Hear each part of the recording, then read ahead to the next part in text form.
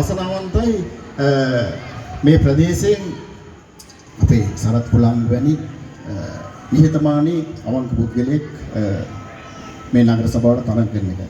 ඇත්තටම මට විශ්වාසයක් තියෙනවා අපේ අනාගත නගරාධිපතිතුමා ඉස්සරහ මම මේ සින්දුවක් කියන්නේ කියලා මට හිතෙනවා.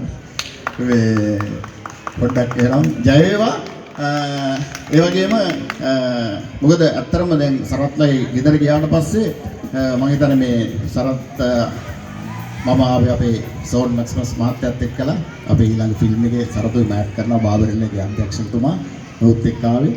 සරත් කියපු වචනයක් තමයි එහි ගියේ වෙලාවේ මේ අනිල් මේ ප්‍රදේශයේ මේ ෆ්ලැට් ආශ්‍රිතව බොහෝම මේ ප්‍රශ්න තියෙනවා.